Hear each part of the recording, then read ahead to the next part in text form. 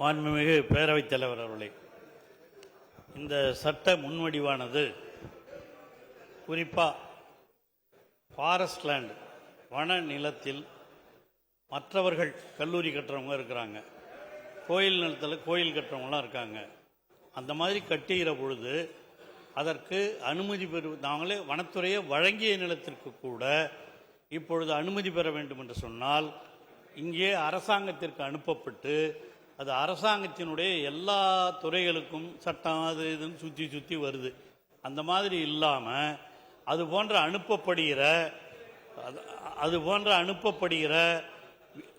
அந்த வனத்துறையிலிருந்து அனுப்பப்படுகிற அந்த சட்டங்கள் எல்லாம் இப்பொழுது கமிஷனர் லேண்ட் அட்மினிஸ்ட்ரேஷன் அவருக்கு மட்டும் இப்போ எல்லாம் ஹைவேஸில் அப்படி தான் இருக்குது, மற்ற துறைகள்லையும் அப்படி தான் இருக்குது, இண்டஸ்ட்ரீஸு ஹைவேஸு இதெல்லாம் அப்படி தான் இருக்குது.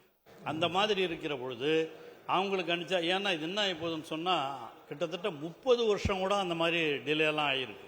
அந்த மாதிரி ஆகாமல் இருப்பதற்காகத்தான் இந்த சட்ட முன்வடிவு உடனடியாக CLA commissioner of land administration அவர்கிட்ட மட்டும் பெற்று அனுப்பி அனுமதி வாங்கி அதற்கு நீங்கள் காம்பன்சேட்டரி லேண்டு கொடுக்குறவங்க அந்த மாதிரி கொடுத்துட்டு ஒரு பல பேர் கல்லூரி கட்டியிருக்காங்க, பல பேர் என்னென்னமோ செஞ்சுருக்கிறதெல்லாம் உண்டு, அறநிலையத்துறை கூட கோயில் கட்டியிருக்கிறதெல்லாம் உண்டு. அவங்களுக்கு அந்த காம்பன்சேட்டரி லேண்டு வனத்துறைக்கு, ஏன்னா வனத்துறையினுடைய பரப்பு 33% அதிகரிக்கப்பட வேண்டும் என்பது என்ற விதி இருக்கிறது. அது இப்போ நம்மக்கிட்ட இருக்கிறது 25% தான் கிட்டத்தட்ட இருக்குது. அதனால் நீங்கள் வனத்துறையெல்லாம் நீங்கள் அப்புறம் மறுபடியும் ப்ரைவேட்டுக்கே கொடுத்துட்டோம்னா, வனத்துறைங்கிறதே நீங்களே சொன்னீங்க வனத்துறை அதிகமாக இருக்க வேண்டும் என்று மணி அவர்கள் சொன்னார்கள். அந்த அடிப்படையில் அது இல்லாமல் போயிடும். அந்த அடிப்படையில் தான் இவைகள் எல்லாம் செய்யப்பட்டிருக்கின்றன. அதே போல் இங்கே பேசிய நம்ம கம்யூனிஸ்ட் தோழர் அவர்களும் அதே போல் நம்முடைய வேலுமுருகன்லாம் பேசும்போது இங்கே வனத்துறையிலே இவர்கள் இந்த சாலை போடுறது, அதுவும் நீர்வளமே போகிற பொழுது அதுவும் நான் அனுபவிச்சிருக்கிறேன். அதெல்லாம் இருக்கிற இடம்தான் அந்த மாதிரி பிரச்சனைகள் இருக்கத்தான் செய்கிறது. நீங்களும் அதை தானே சொன்னீங்க, நண்பர்கள்லாம் சுட்டி காட்டியிருக்கிறீர்கள். அதற்கும் கூட அனுமதி பெற வேண்டும் என்று சொன்னால் நான் முதல்ல சொன்ன மாதிரி சுற்றி வந்துக்கிட்டு இருக்குது. அனுமதி பெற முடியாத, வனத்துறையிலிருந்து நேரடியாக அனுமதி பெற முடியாத ஒரு சூழ்நிலைகள் எல்லாம் இருக்கின்றன. இதுக்கெல்லாம் காரணம் ஒன்றிய அரசினுடைய சட்ட விதிமுறைகள்லாம் நிறைய. இந்த வனத்துறைங்கிறது முக்காவாசி சட்டங்கள் ஒன்றிய அரசின் கையில் தான் இருக்குது, நம்மகிட்ட அவ்வளோவா இல்லை. ஆனால் இதெல்லாம் நிறைய விளக்கம் சொல்லியாச்சு. வனத்துறையில் பட்டா எடுத்துக்கிறது என்க்ரோச்மெண்ட் தானே. அது யாராக இருந்தாலும் என்க்ரோச் பண்ணாக்கா அதை அகற்றணும்ல. அப்போ வனத்துறையினே வேணான்னு சொல்கிறீங்களா? என்க்ரோச்மெண்ட் இருக்கிறத அகற்ற வேண்டிய பொறுப்பும் கடமையும் வனத்துறைக்கு இருக்கிறது. அமைச்சர் பதில் சொல்லி முடிச்சிருக்க. நீங்க பதில் சொல்லி முடிச்சா தோழர் உட்காருங்க. அது அந்த மாதிரி வழங்கப்பட்டது தவறு என்று வனத்துறையின் சார்பாக அதை இங்கே நம்முடைய கமிஷனர் லேண்ட் அட்மினிஸ்ட்ரேஷன் அனுப்பி அவங்க பர்மிஷன் தான் வழங்க முடியும். ஆக பட்டா வழங்குறது மட்டும் இல்லை, அவர் சொன்ன மாதிரி இப்போ நீர்வளத்துறை இருக்கிற இடங்கள்லாம் கூட ஓடுது, அதுக்கு கூட பாலம் கட்டுவதற்கு அனுமதி இல்லை. சாலைகள் வருங்காலமாக யூஸ் பண்ணிட்டு இருக்கிறாங்க, அதுக்கு கூட அனுமதி வழங்குவது இல்லை. அந்த மாதிரி இருக்கிறது முக்கியமாக தேவைப்படுகிற இடங்களில் அனுமதியை வழங்குவதற்கான நடவடிக்கைகளையும் மேற்கொள்வதற்காக வனத்துறையோடு ஆலோசித்துக் கொண்டிருக்கிறோம். ஆகவே இந்த வனத்துறை சட்டங்கள் எல்லாம் பெரும்பாலும் ஒன்றிய அரசின் காரணமாக நிரூபிக்கப்பட்டிருக்கிற காரணத்தினால் நம்மளால் இதில் முழுமையாக எதையும் செய்ய முடியாது. ஆனால் வனத்துறையையும் நாம் பாதுகாக்க வேண்டிய அவசியமும் இருக்கிறது. அதில் தான் நேற்று கூட சொன்ன வன விலங்குகளை பாதுகாப்பதற்கும் வனத்தை பாதுகாப்பதற்கும் தமிழக முதலமைச்சர் அவர்கள் பல்வேறு திட்டங்களை அறிவித்து வனத்திலே காடுகள் வளர்ப்பதற்கும், வனம் மட்டுமல்ல சாலை ஓரங்களில் கூட மரங்கள் நடுவதற்கு முதலமைச்சர் அவர்கள் ஆணையிட்டு இயற்கை வளத்தை பாதுகாக்க வேண்டும் என்ற அடிப்படையில் தான் இந்த பணிகள் எல்லாம் செய்யப்பட்டு வருகின்றன. ஆகவே மாண்புமிகு உறுப்பினர்கள் வைத்த கோரிக்கைகள், குறிப்பாக இந்த சாலை அமைத்தது, அந்த மாதிரி நிலங்கள் இருப்பது போன்றவைகளெல்லாம் பரிசீலிக்கப்படும். மாண்புமிகு வனத்துறை அமைச்சர்களின் தீர்மானம் பேரவையில் முடிவு கூடப்படுகிறது. ஏற்போர் ஆம் என்க, மறுப்போர் இல்லை என்க. ஏற்போரை அதிகம் என்று கருதுகிறேன். ஏற்போரை அதிகம். தீர்மானம் நிறைவேறியது.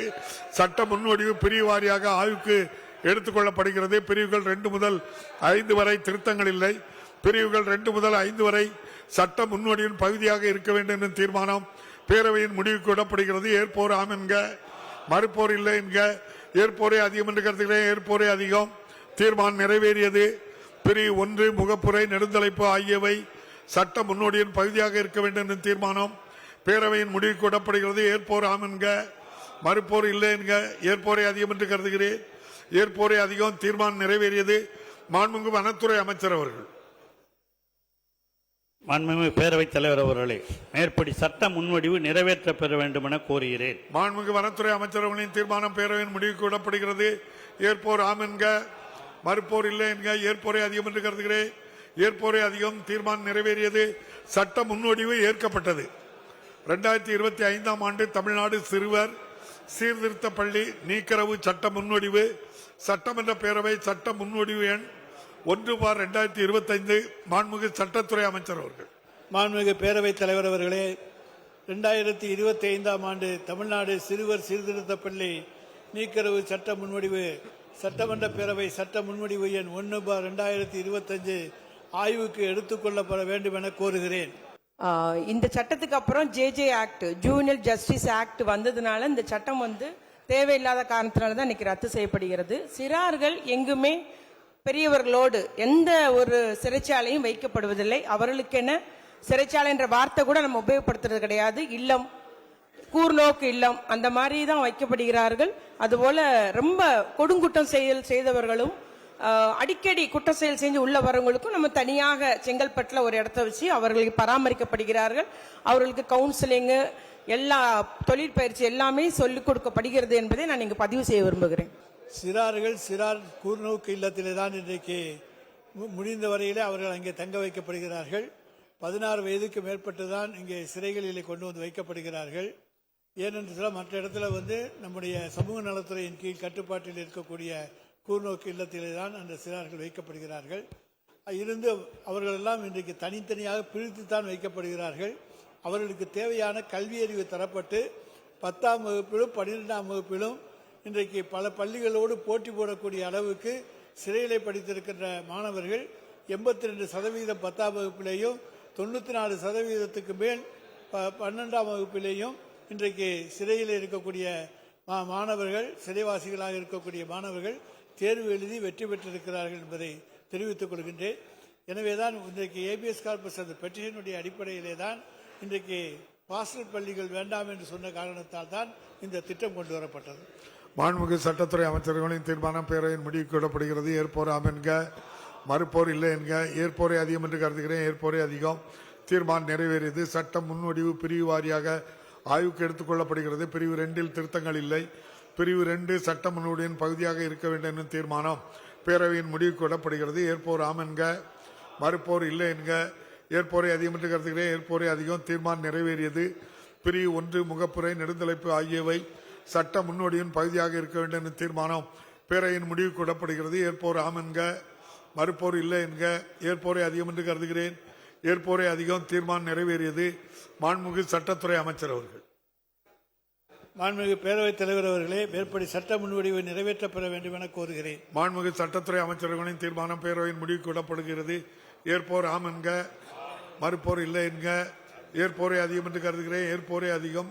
தீர்மானம் நிறைவேறியது. சட்ட முன்வடிவு ஏற்கப்பட்டது.